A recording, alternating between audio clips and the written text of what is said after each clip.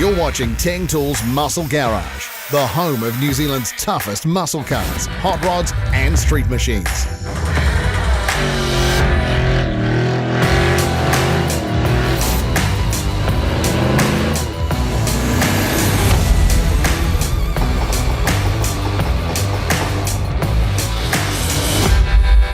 Muscle Garage is proudly brought to you by Teng Tools in association with Mount Shop, Maguire's and Niedercar. Coming up in this episode, we hit Clark's Beach for the 4th annual Waiau Pa Hop. More sightings from the Teng Tools Grand National Rod and Custom Show, and hot rodding old Holdens at Andrew Clatworthy's Streetneat in Waiau. First up though, it's feature car time. This week, the Maguire's crew sends us to the shore to check out Dave Burt's Pro-Charged 72 Plymouth GTX. Yeah, always loved cars. I think it's basically in your blood. I'm from a young fella, even going to watch my uncle race stock cars around at Timarua. And then, you know, all mates had American cars. Never really quite got the American car myself back in the day. But got married young, had kids young, and but it was always a dream to get into the cars, and now I'm enjoying it. I guess probably anything that had a really cool shape to it, but I did like the Mopars. But yeah, once I saw that 72 shape, I couldn't really sort of think of anything else. I'd go and look through sites, but I was always after that kind of like really unique Mopar shape. So yeah, loved it. So what I got is a 1972 Plymouth GTX Roadrunner. It was actually an optioned up car called a track pack. So back in 72, if you wanted to get a GTX, you had to go and pay the extra to get the 440, the 4-speed and the Dyna 60 rear end. So it was a bit of a rare car. I think it was one of 219 built. Then I had it in New Zealand for a couple of years and put a plan together to rebuild it. Basically, it was really came from going down the strip one day and deciding I probably needed to go a little bit faster, and it ended up being quite a slippery slope from there. While the plan was based around a boost in the horsepower department and improving the big coupe's road manners, Dave had given himself a good head start by sourcing a solid example from the States. Or so he thought. One spanner in the works coming up. Yeah, everything was perfect. I was just thrilled with the car and drove pretty well. Well, actually, it drove like a dog, to be honest. I mean, that's what the 70s vehicles were like, you know. Big heavy steering, no power steering. It was drum brakes, but yeah, it ran really well, and I was pretty happy with that. I found my way to Steve Sankey from Classic American Restorations, and he was going to certify the car, and I sort of said to him about, I've got these ideas for everything. Went into his office, and there's a big poster from the NZ V8 mag up on the wall, and it was, I think it was Brett Hyde's 71. And it was virtually everything I'd wanted to do, and I was really despondent, so I basically shelved the project and looked around for another car. Dave changed tack, importing an El Camino in need of a bit of work. But while knee-deep in rust repair on the Chev, that clean GTX in the corner refused to be ruled out. A modified game plan was hatched, one that wouldn't include any shortcuts. Once we started the car and we started ripping bits off it, it was only ever going to go one way, and basically that car came completely apart. Completely, I mean, panels off, everything, new rear quarters, chopped right back to basically bare metal and then rebuilt back together again. So suspension components, interior, leather, dashboard, the whole lot. So it was way bigger than what I'd ever imagined from the start. So. And while the GTX build was soaring to new heights of complicity, the mechanical goal itself was brilliantly simple. Fast for the strip. I'd really like to have something that would actually run nicely in the 11s, but still be able to drive on the road. A trip to see C&M Performance was in order, but Carl Jensen would deliver some bad news. The 440 fitted was in no shape to run the numbers Dave was looking for. Not all was doom and gloom though. The GTX's original block was part of the initial purchase and was found to be in pretty decent nick. A good base for a potent 600 horses worth of pro-charged and injected big block, in matching numbers no less. The 440 backed up by a beefed up 4-speed and Dyna 60 diff. The engine block's original, gearbox and diff housing is original, but pretty much every other component is new. It's pretty much running like a new car now. So. And the driveline wasn't the only case of improving on the factory offering. It kind of had a bit of a friendly nose. I don't know how else you could sort of describe it, and I wanted to sort of mean the front of the car up a bit, and so we decided we'd go for that grille. And the initial idea was that we'd actually flip the whole grille right back with 2 RT Charger motors, but it wouldn't do it. We couldn't get that to work, so it's basically just does the headlights on its own now. But yeah, I love the grille on it, and the black really offsets the yellow. Pretty cool opportunity to be able to take a car and sort of create it into a vision you had for it. It's a unique car, and yeah, I love it. Great to get up in the morning and see it in the garage. And thanks to Maguire's, your ride can look sharp too. Stay tuned to find out how you can win big a little later in the show. Next up, Need a Car sends us to the 4th annual Waiau Pa Hop at Clark's Beach. Waiau Pa Hop originally started out as a fundraiser for the local Waiau Pa school. We moved away from there and now we're raising money for the local skate park. So there's number 4. The first one we had probably 20, 30 cars. Last year there would have been in excess of 700. So we've commandeered a bit more of the street to cater for the large amount of vehicles rolling in. Classic cars, hot rods, drag cars, old British cars, American cars, yeah, not too many Jappers if at all. Last year I let 1 Rotary in, but if they turn up, I'm not going to turn away a cool looking car, you know. First events were held at the Waiau Pa school. We filled the school, but nowhere near to this capacity. Last year was just a real eye-opener. We didn't expect the volume that we got. They just kept coming all day, and everyone really enjoyed themselves, and such a variety of cars, everything from the big American stuff down to the English stuff, and a little bit of everything else in between, you know. So yeah, to watch it grow like this is just fantastic. It's cool to see them all out, and this is always sort of the start of it, in spring and summer, and it's just constant from then on. It's not too big like, you know, the old beach hops and that, but it's just a great little show, you know, great for the kids. They can walk around, it's all safe and a secure environment. Everyone's behaving themselves, it's just awesome, yeah. Just want everyone to turn up in their nice cars and enjoy the day, and yeah, it's a good family atmosphere. So yeah, as long as we can achieve that, it's all good. The Clark's Beach Reserve sits on the edge of the Manukau Harbour. The cruisy 40-minute drive from Auckland was a pretty good excuse on its own, but the Waiau Pa Hop welcome wasn't a bad sight either. A sharp line of slick street cars and bikes and a row of comp vehicles to break it up. Yeah, we've brought the Anarchy Funny Car down, put on display. It helps promote the sport of drag racing, brings something different to the show.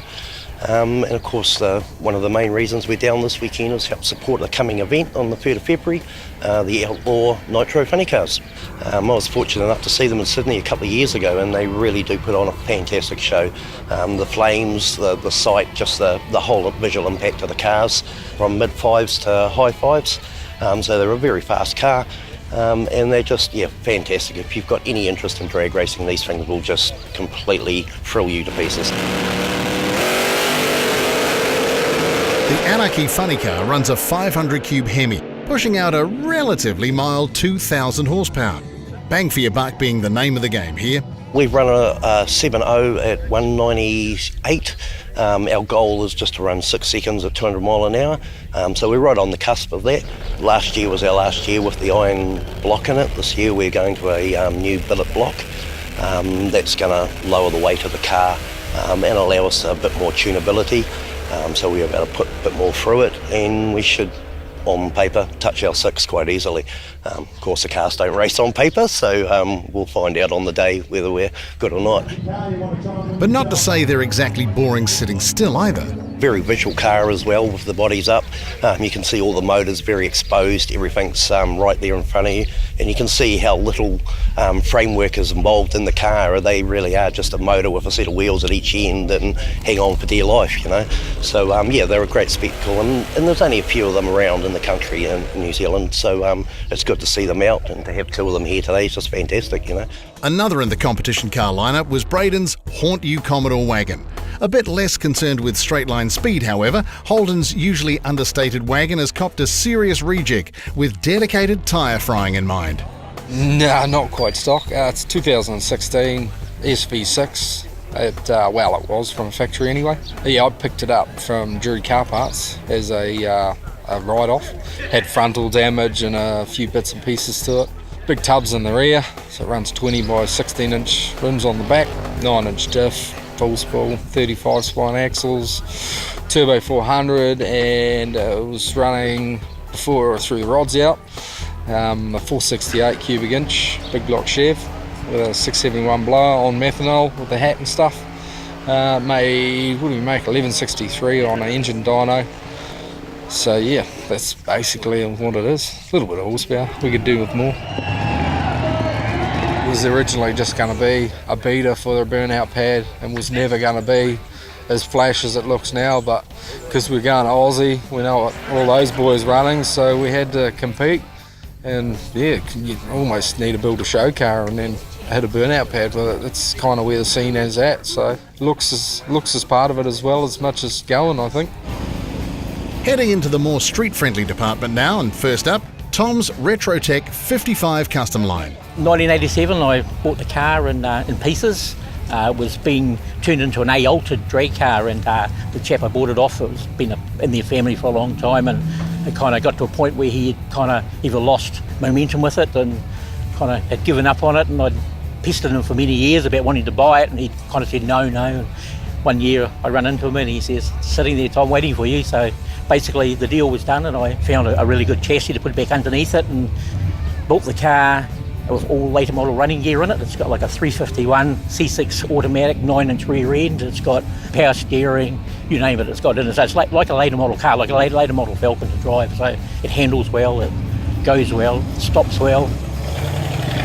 Pretty much it was a ground up rebuild, totally everything. You know, so every warrant I go for, straight through, you know, just like a new car. But you've got to get one every 6 months, not every year like a new car, that's all. I'm never not proud to go anywhere in it, put it that way.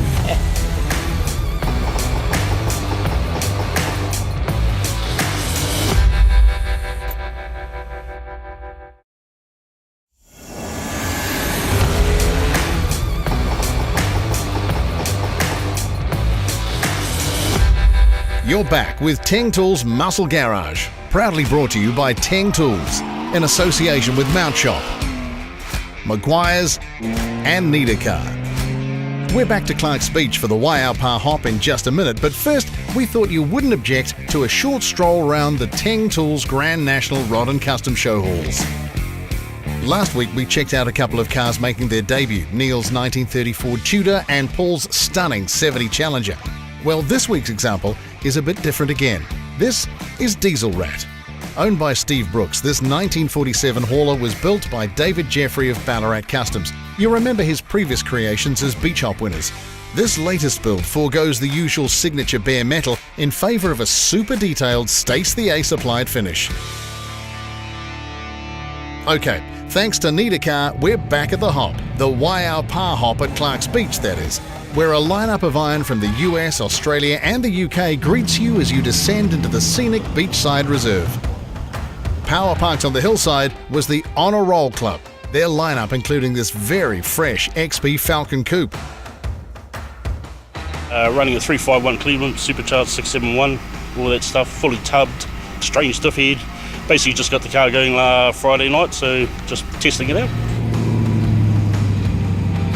Oh mate, I've always loved the old coupes, mate. I've got another one on the build, so you know they're hard to get now. Bought it off a mate down in Napier and bought it back, and it came with a hefty big block, but I decided now I'll chuck a 351 on it. We just got carried away, next minute blower on it and everything else. My days of horsepower over, just wanted to go for a cruiser, you know, just looked good, sounded good. Yeah.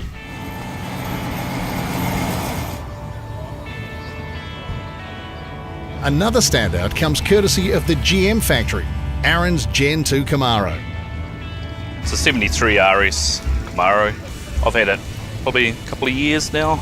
I got it from way down south. Everyone knows everyone's cars up these ways.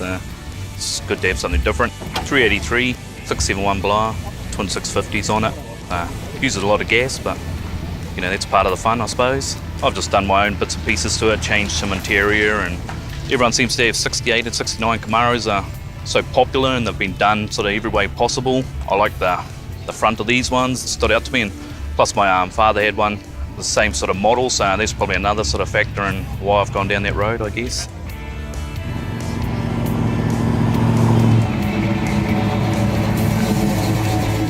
A 71 Chevy Nova. It's got a small block 350 Chev in it with some alloy heads and a throttle body EFI setup from Phytech. Different. So many Mustangs, Chevelles, Camaros, all those other cars, and there's not many of those floating around, and I wanted something small. I've always been into small pocket cars. I've had old race cars and Starlets and that in the past with big engines, and I thought, small car, big engine, Nova. And that was me the whole way. It's great seeing people look at it and what have you as well, and looking around it.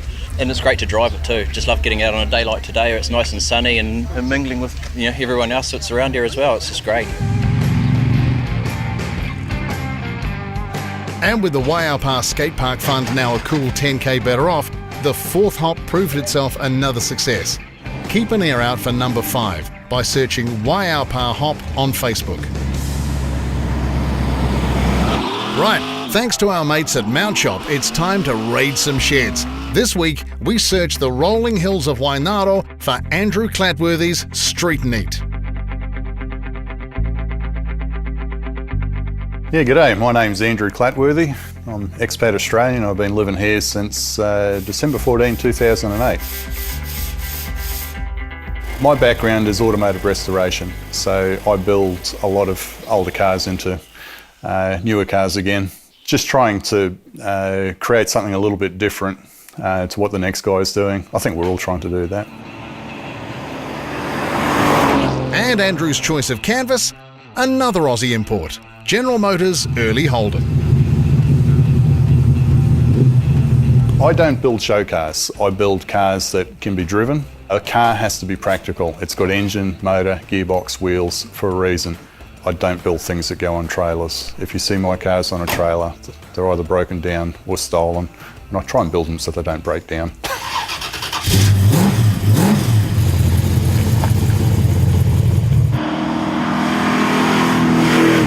Restoring a vehicle is not about buying parts from the shelf or buying parts out of a catalogue. A lot of what I do, because I have virtually no money most of the time, a lot of what I do is more about fabricating parts. If you can't buy it, you've got to make it.